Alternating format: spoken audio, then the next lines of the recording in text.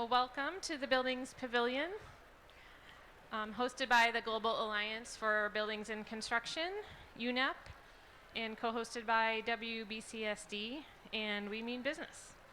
And as we look all around about all the facts and challenges faced by buildings and solutions, it's my great pleasure to have today Governor Jay Inslee of Washington, USA.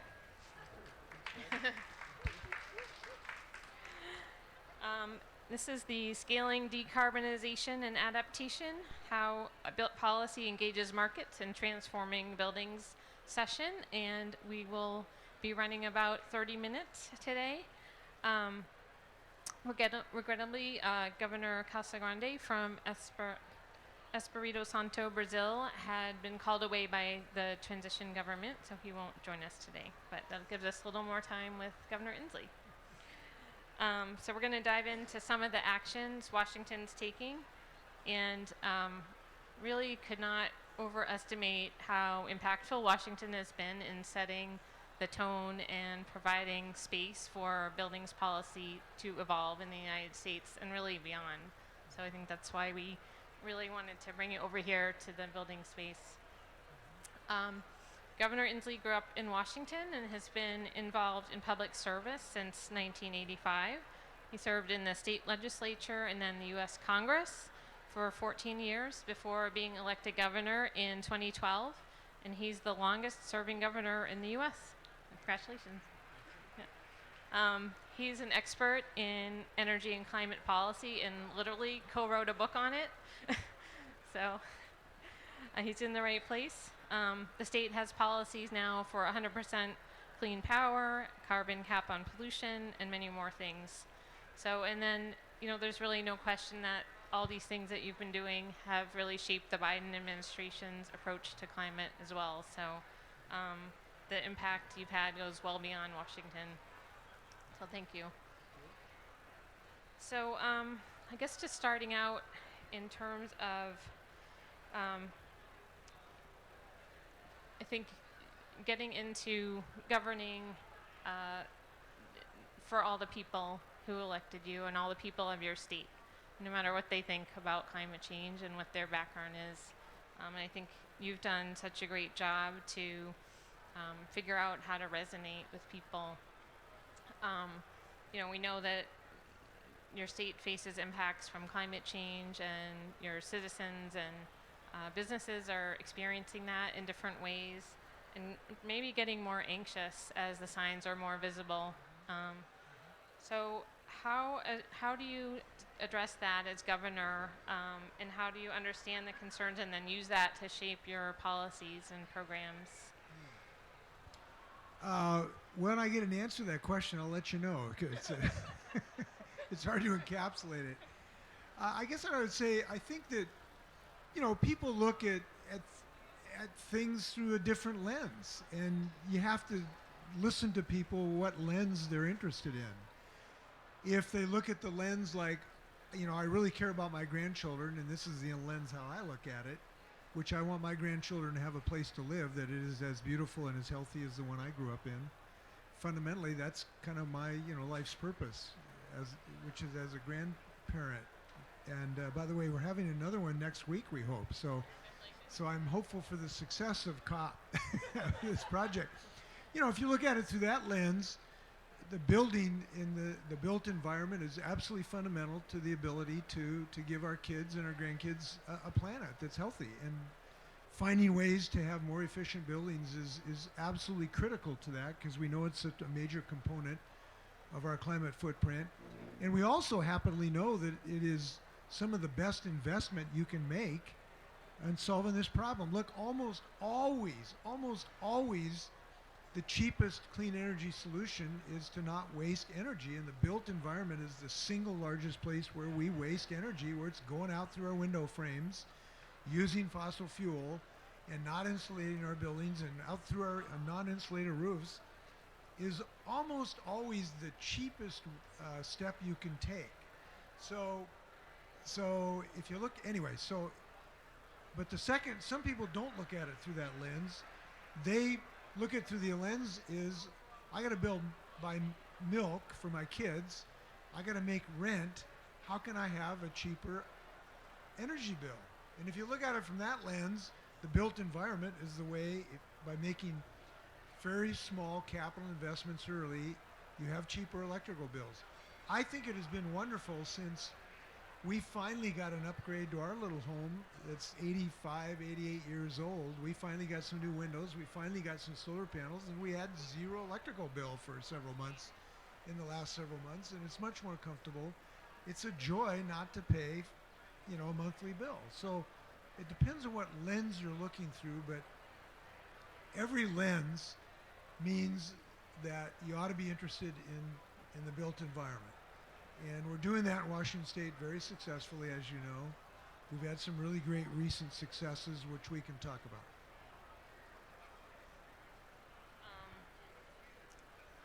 So technology, and you kind of alluded to this, is a piece of the puzzle in terms of making progress on climate goals, but we have to use it effectively. And investments in building technology are really starting to show a lot more options and making things ready for scaling, such as the high efficiency air source heat pumps. How are you approaching technology in terms of building emissions and cost? And how, sometimes new technology is more expensive at first. So how do you roll that out in a way that's equitable and that everyone can benefit? Great question. Number one, we always look, when we think about technology, we always do it like Wayne Gretzky. He says, you got to skate where the puck is going, not where it is. And when we look at new technologies that frequently, almost always, are more expensive at the beginning, we understand that scale will bring down the cost dramatically, and it has. Cost of solar has come down 85%. Cost of new windows has come down dramatically. The cost is always going to come down of a viable technology. And so you make decisions of what the cost is going to be 5 or 10 years from now, not what it is right now. And because we've made those decisions in the state of Washington, we're getting people cheaper options on how to heat your home and how to run your car. And because we're making those predictions of a declining cost structure, that's number one. Number two, as far as equity, and so to make sure everybody's got access to this, you build in to all of your climate policies environmental justice in everything you do. So in our cap and invest bill, we have a provision that 40% of all the investment has to be made in communities that have been disproportionately affected, which is basically low-income communities. And an additional 10% has to be invested in tribal communities. So you build in environmental justice in everything you do. And you build in your subsidy programs, obviously, to help low-income people, as we are doing. So in our efforts to incentivize and give subsidies, we always want to give subsidies to those most in need of lower-income folks. So you make it a more progressive in everything you do. Those two things work. They're working big time, and we want to continue them.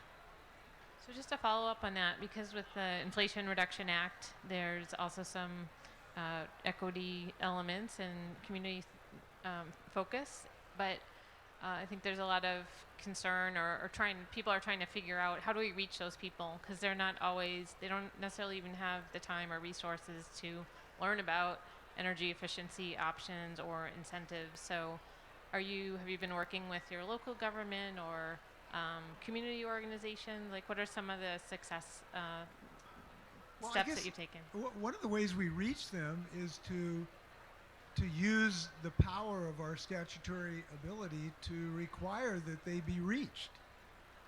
And so we are requiring that they be reached by some recent successes in our building codes. I'll talk about some two major achievements that we've had. Number one, we were the first state in the United States to have building performance standards statewide. So we now require they be reached by saying that basically the buildings, any building over 20,000 square feet, now has to meet certain energy efficiency standards to decrease costs associated with heating and cooling the buildings they work in and live in. And now basically the way this works is we figure out what the average efficiency standards are in use today, and basically every 5 years you have to ramp up your efficiency to get everybody to those even at least average standards. Some cities have done this. We're the first state to do it on a statewide basis. I'm very excited about this. Second, we've now, in our building codes, council has now required that all residential and commercial buildings starting next year in 2023, all new building will be required to have a heat pump. And when you do that, you effectively mean everybody's going to get access to a heat pump, and which obviously reduces the need for fossil fuel to come into your house dramatically. That happened because of leadership of Leasing in our Building Code Council, and we intend to preserve that in our statutorily where necessary in the next session of our legislature. So those two things together are very dramatic improvements in energy efficiency, well beyond anything any other state has done, and we're proud of that achievement. And you know, it follows, I think of Winston Churchill. I read a lot of Winston Churchill history, and one of his famous quotes are, we shape buildings, thereafter they shape us. He didn't know what he meant by that when he said that, but the way buildings are shaping us are not just in our houses, but in our natural environment. Our ability to reshape our buildings is going to shape whether we have a livable planet or not.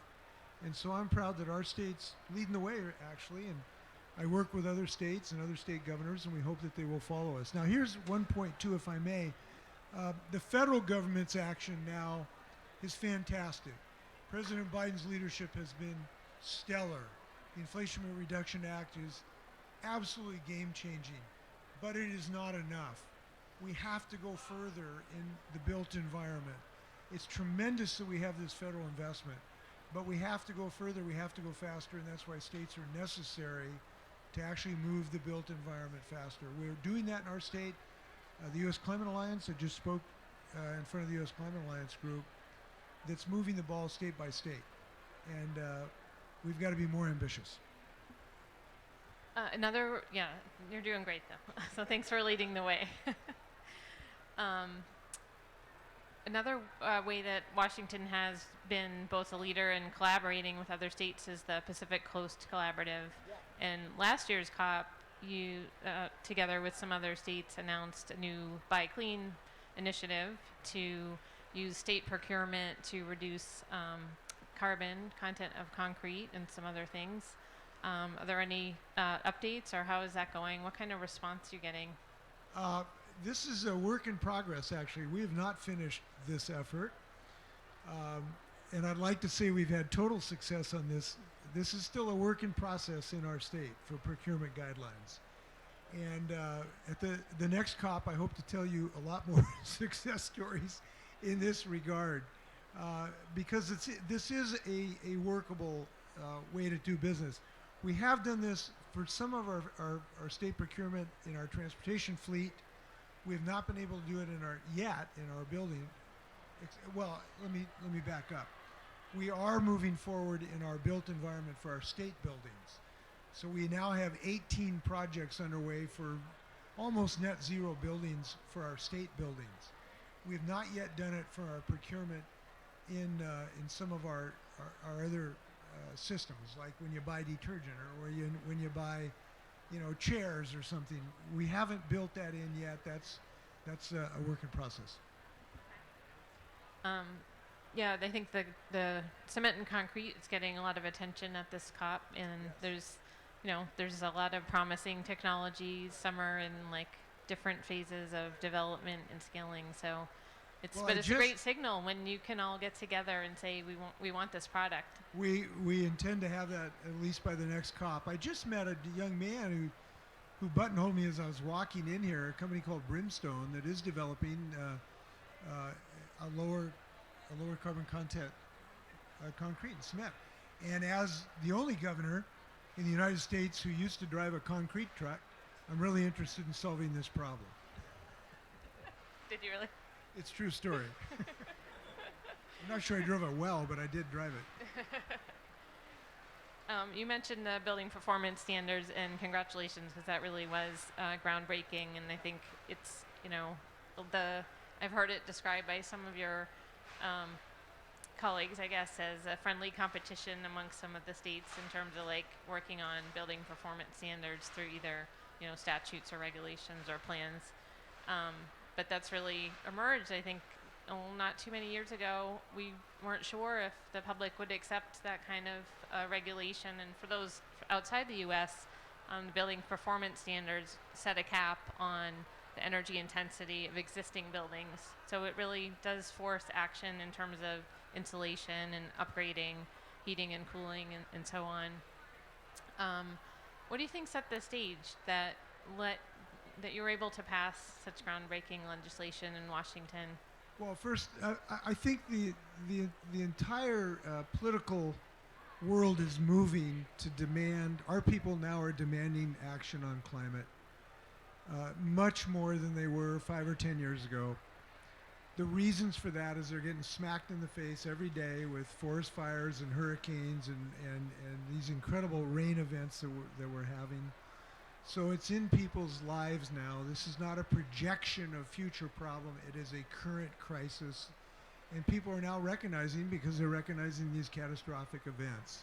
That's got people's attention. Number one, our ability, because of technological change, to solve this problem is much more at hand than it was 5 or 10 years ago. Look, solar and wind are, you know, the cheapest game in town in many places today. So the technological changes have now made it easier to make these adjustments. And people are now voting on this issue. Look, I've been elected 3 times. I was maybe one of the first governors to be elected. I would argue the first on the clean energy agenda. I ran on this in 2012 and have been elected by increasing margins ever since 3 times. People are now getting elected on this issue of climate change. They're getting defeated if they're not on the right side of history in this regard. So those 3 things have allowed us to move forward. And we have used very strategic thinking. Our Building Code Council did this.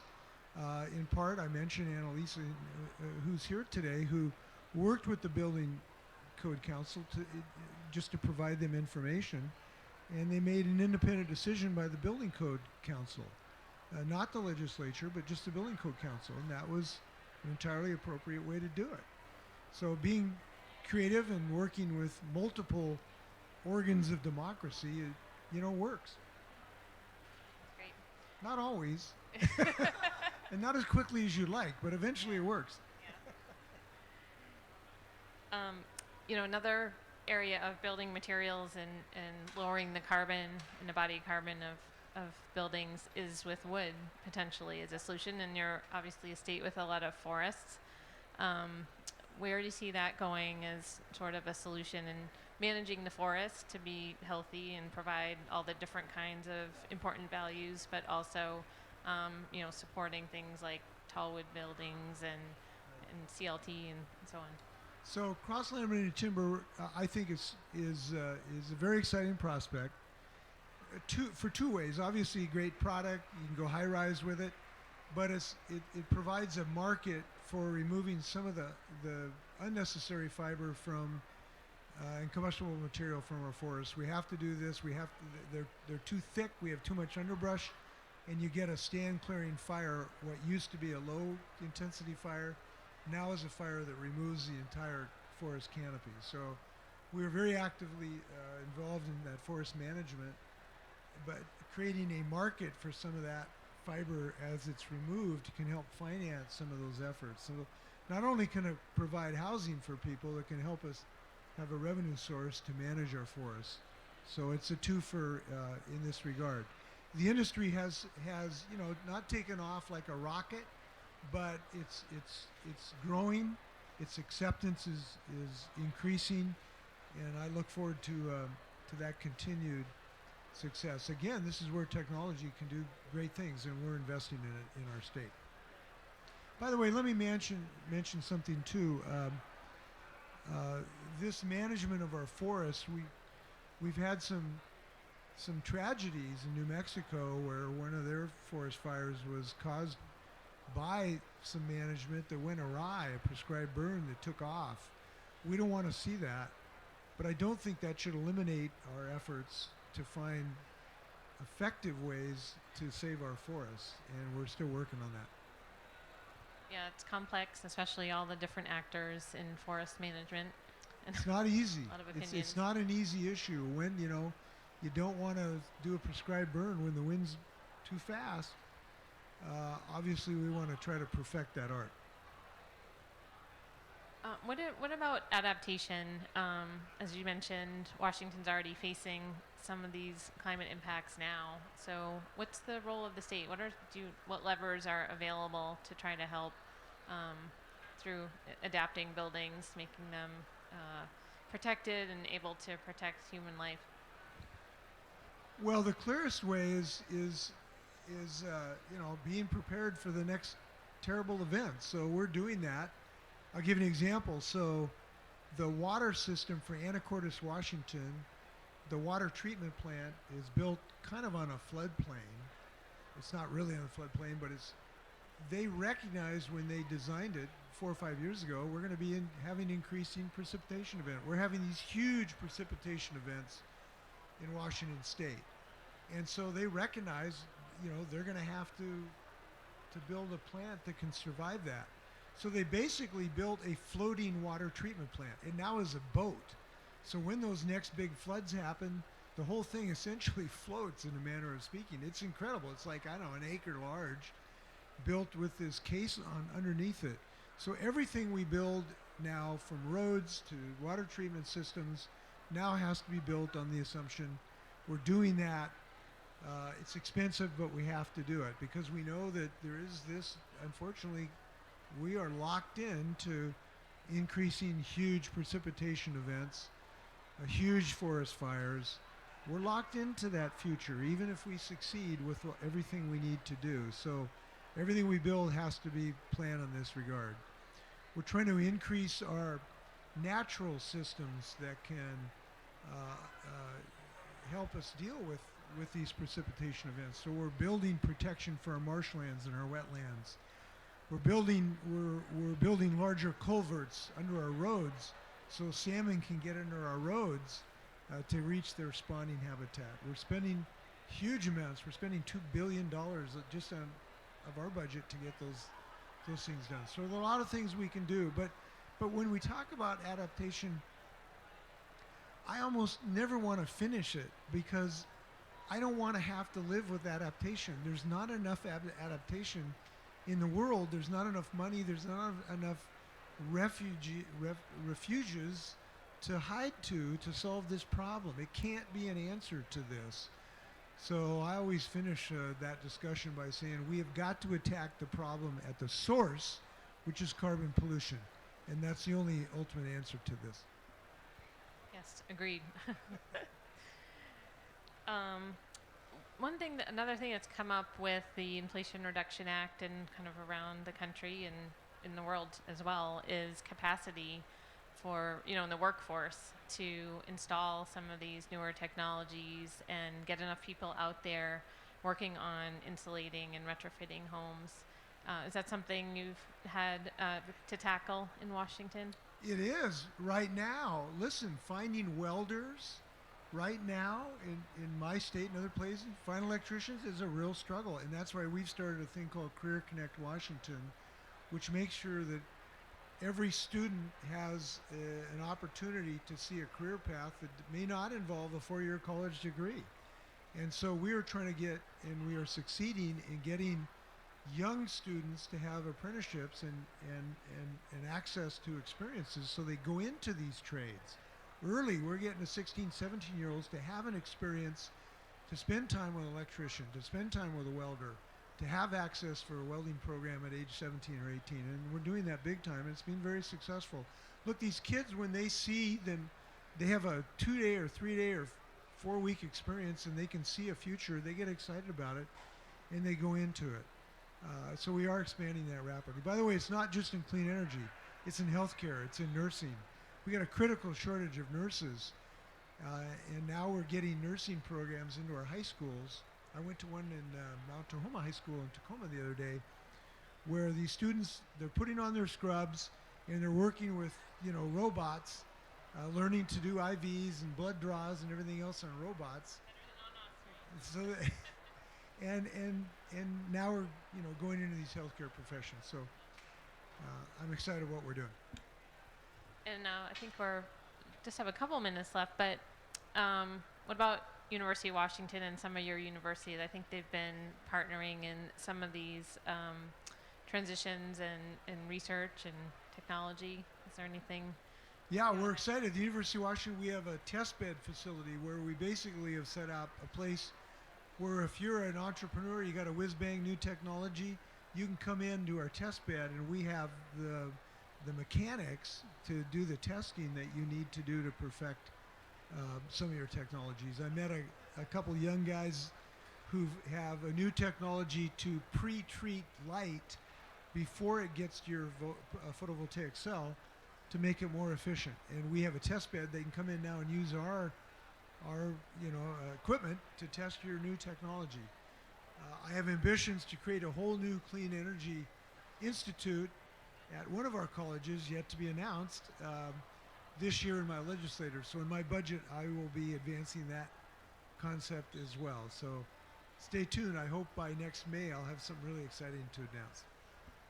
Great. Well, this has been a great conversation. Thank you so much, Governor.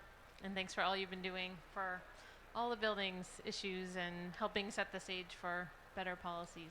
Well, Trudy and I are very proud. The greatest thing we've done for building efficiency is we raised a carpenter and a home builder named Jack, who now is building energy efficiency housing in Kitsap County. That's our greatest contribution to climate change work. And thank you for whatever you're doing, whatever your country you're from. Thank you for what you're doing for my grandchildren. You're helping my grandchildren have a livable planet. Bless you. Thank you. Go in peace and good luck.